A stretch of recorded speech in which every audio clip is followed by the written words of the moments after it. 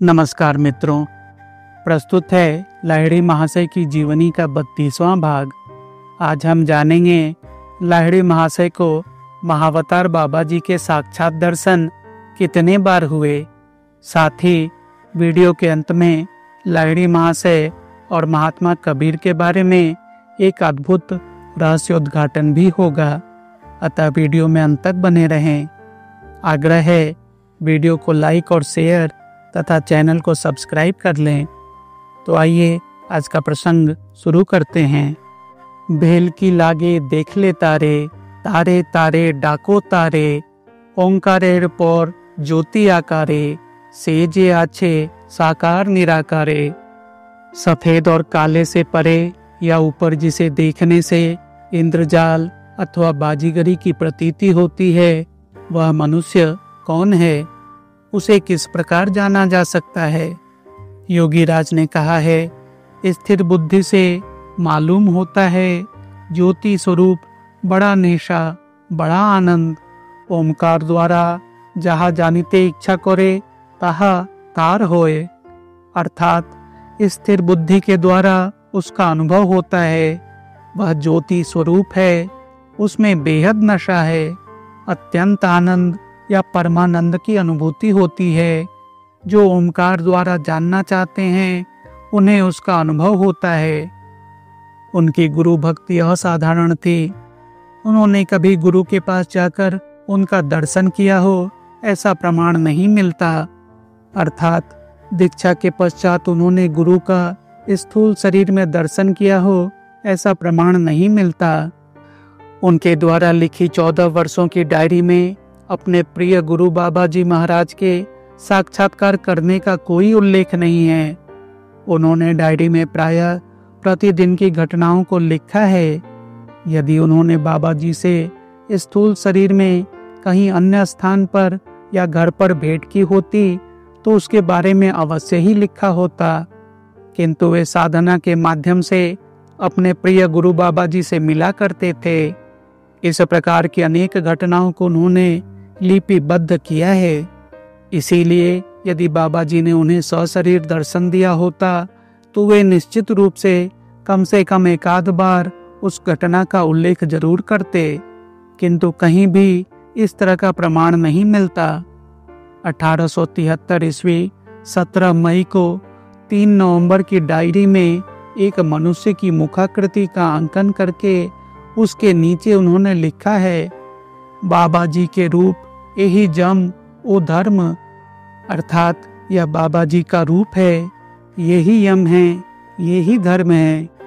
उसके कई माह पूर्व उसी तीसरी डायरी में 1872 ईस्वी 13 दिसंबर को, जब वे दानापुर में रहते थे, लिखा है, जब प्राणवायु सिर के ऊपर चढ़ा तब बाबा जी से मिला।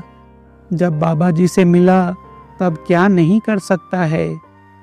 अर्थात साधना करते करते जब प्राणवायु मस्तक के ऊपर उठ गया तब बाबा जी से मिला, और जब बाबा जी से मिला तो लगा कि क्या क्या नहीं कर सकता। इस प्रकार का अनुभव हुआ, अर्थात कोई कार्य असाध्य नहीं रह गया। अपने गुरु बाबा जी महाराज के संबंध में उनका परिचय देते हुए 1873 ईस्वी 16 फरवरी को लिखी अपनी तीसरी डायरी में उन्होंने लिखा है, जो कि सुन सो बुढ़वा बाबा, अर्थात जो कृष्ण हैं वही बूढ़ा बाबा अर्थात बाबा जी महाराज हैं। इससे प्रमाणित होता है कि उनके गुरु केवल साधारण साधक नहीं हैं, वे ही साक्षात कृष्ण हैं। 9 नवंबर की डायरी में 1871 ईस्वी पौष शुक्ल पक्ष अष्टमी, जिसमें तारीख नहीं है, को काशी में रहते समय लिखा है, खुद बाबा जी काल दंड लिए ऊपर सूर्य चंद्रमा के भीतर दिखलाई दिया, अर्थात स्वयं बाबा जी काल दंड के साथ ऊपर सूर्य चंद्र या आत्म सूर्य के भीतर दिखाई दिए। उसी 9 नवंबर की डायरी में 1872 ईस्वी चैत कृष्ण पक्ष पंचमी, यहाँ भी तारीख नहीं दिया है, को काशी में रहते समय साधना के माध्यम से उन्होंने अपने प्रिय गुरुदेव के साक्षात्कार के बारे में एक अपूर्व वर्णन लिपिबद्ध किया है। गुरु का आदर भाव सुषुम्ना जागा, बीच बीच में आवत है, कभी कभी ज्योत मालूम होत है। खाली आंख से सुषुम्ना देखा, जागृत स्वप्न सुषुप्ति गुरु से बातचीत भया। अर्थात गुरु के आदर भाव से सुषुम्ना जगी, बीच बीच में अर्थात एक अंतराल पर आ रही है, कभी कभी ज्योति का अनुभव हो रहा है। खुली आंख से सुषुम्ना को देखा, जागृत स्वप्न सुषुप्ति के साथ बातचीत की। योगी राज के साले के पुत्र प्रोफेसर तारकनाथ सान्याल उनसे ही दीक्षा प्राप्त करके साधना के उच्च स्तर पर पहुंचे थे। उन्होंने एक दिन योगी राज से कहा, अपने गुरुदेव महायोगी बाबा जी महाराज को एक बार लाइए, हम उन्हें देखना चाहते हैं। उत्तर में योगी राज ने कहा था, बाबा जी से पूछने के बाद बताऊंगा। कई दिन बाद उन्होंने तारकनाथ बाबू को बताया कि बाबा जी के आने की इच्छा नहीं है। इन सब बातों से पता चलता है कि बाबा जी महाराज सशरीर कभी भी योगी राज के निकट नहीं आए। बाबा जी अपने दल के किसी साधु सन्यासी को बीच बीच में योगी राज के पास दीक्षा की एकत्र राशि लाने के लिए भेजते। इस कारण लोगों को भ्रम है कि बाबा जी स्थूल शरीर धारण करके योगी राज के निकट आते थे, लेकिन योगी राज की लिखी डायरी से यही प्रमाणित होता है कि बाबा जी महाराज कृष्ण सदृश अवतार विशेष हैं। ऐसे महायोगियों को स्वदेह आने की आवश्यकता नहीं पड़ती। विशेष रूप से श्यामाचरण को दीक्षा देने के समय उन्होंने वचन दिया था कि जब आवश्यकता होगी वे स्वयं आकर उन्हें आध्यात्मिक भूमि पर दर्शन देंगे। इसीलिए उन्होंने श्यामाचरण को साधना के माध्यम से अनेक बार दर्शन देकर कृतार्थ किया है। यही ठीक लगता है और सही है। और श्यामाचरण ने भी अपनी 14 वर्षों में लिखित डायरियों में बार बार उल्लेख करते हुए इस बात की पुष्टि की है। योगी राज की लिखी डायरियों में उनके स्वरचित 46 रचनाएं गीत, कविता, दोहा रूप में लिपिबद्ध हैं। इनके ऊपर अथवा नीचे कभी श्यामाचरण, कभी श्यामा और कभी श्याह लिखकर लेखक के नाम का संकेत दिया है। वहीं से कुछ रचनाएं ज्यों की त्यों उद्धृत की गई हैं। वास्तविक गुरु भक्ति की परिभाषा क्या है एवं गुरु नाम क्या है, इस संबंध में एक सुंदर गीत रचना के माध्यम से संपूर्ण साधन तत्व एवं उसके मर्म की अभिव्यक्ति देखिए। गुरु नाम सदा निये जा, मजा देखे जा, सदा ध्वनि सुने जा, चोर कुठरीर भीतर मजा, लुटे जा बुकेर जोरे, आत्मा राम के राम नाम सुनाए जा, जे जाबार जाक बोए, तुई आपन कर्म करे जा, तोर होबे भालो शेषे तुई स्थिर घरे चले जा। संसार रूपी शरण या महावन में रहकर योगियों को भी अपने मन पर शासन करना पड़ता है। योगी राज ने भी अपने मन पर शासन करके एक अपूर्व गीत रचना को जन्म दिया था। जेथाय आछे बड़ो मजा, आनंदेरी उड़ाइया ध्वजा, लोटो तुमी सर्वांग मजा, ताहार नाई अंत, मने चले जा तुई आगे, बेड़े चले जा, सुख निश्चय होबे, अभय पद पाबे, देखे सुने पाबे बड़ो मजा, श्री श्यामाचरण भने सदा, रेखो सवायु मने, इहा तेई अंते होबे मजा। साधारण लोग समझते हैं योगी साधारणतः नीरस होते हैं, प्रेम से उनका क्या वास्ता, किंतु श्यामाचरण वैसे योगी नहीं थे। वे एक महान प्रेमी योगी थे।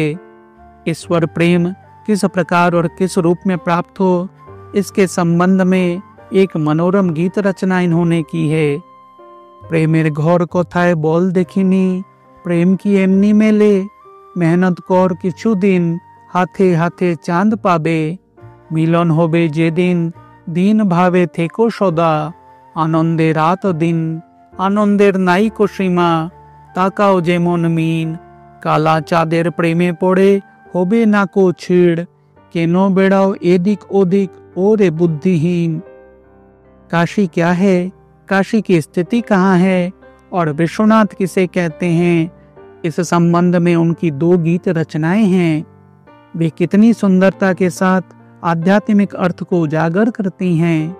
साधेर प्रेमेश्वरी दिदीप्यमान हरि, आशेन जान खुशी जखन देखान चमत्कारी, हरि बिना नाइक गति ब्रजेश्वरी, जगतमय देखी आमी व्यापक हरि।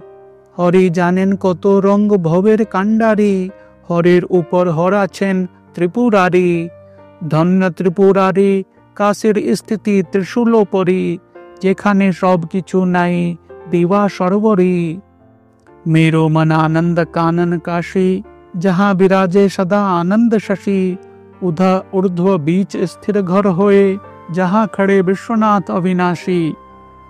योगीराज अनेक बार कबीरदास के नाना दोहों का उल्लेख करते हुए भक्तों को तत्व की बातें समझाते थे। कबीर की साधना एवं योगीराज की साधना में प्रायः समानांतरता दिखाई देती है। इसी कारण उस समय जनश्रुति थी कि कबीरदास ही उत्तम ब्राह्मण कुल में जन्म लेकर श्यामाचरण लाहिड़ी के रूप में अवतीर्ण हुए हैं। इस संबंध में यथेष्ट तथ्यात्मक प्रमाण न प्राप्त होने के बावजूद उन्होंने स्वयं डायरी में एक जगह लिखा है, जो कबीरा सोई सूर्य सोई ब्रह्म सोई हम। अर्थात जो कबीर है वह आत्म सूर्य है, वही ब्रह्म है, वही मैं हूँ। फिर लिखा है, जो कबीरा सूर्य का रूप सोई अविनाशी ब्रह्म सोई हम। अर्थात जो आत्म सूर्य रूपी कबीर वही अविनाशी ब्रह्म है, फिर वही मैं हूँ। दूसरे स्थान पर लिखा है, काया के बीर कबीर यानी श्वसा। काया अर्थात देह, इस देह की प्रधान शक्ति ही श्वास है और वह श्वास रूपी शक्ति ही कबीर है। और एक जगह लिखा है, सत्य युग में कबीर साहिब का नाम सत्य सुकृत, त्रेता में मुनिंद्र, द्वापर में करुणा में, कलियुग में कबीर। इसीलिए उनकी इन समस्त उक्तियों से यह प्रमाणित होता है कि वह जनश्रुति सही थी, जो कबीर वही श्यामाचरण। हालांकि परवर्ती काल में अनेक लोगों ने कबीर शब्द का जीवात्मा के अर्थ में भी प्रयोग किया है। वे अपने विगत जन्मों की समस्त घटनाओं के बारे में जानते थे, उसका और भी प्रमाण उनकी डायरी में मिलता है। जैसे उन्होंने एक जगह लिखा है, मेरी पत्नी पूर्व जन्म में बहन थी, उसके भीतर स्वयं को प्यार करो। आज का प्रसंग यहीं तक। उम्मीद है यह प्रस्तुति आपको पसंद आई होगी।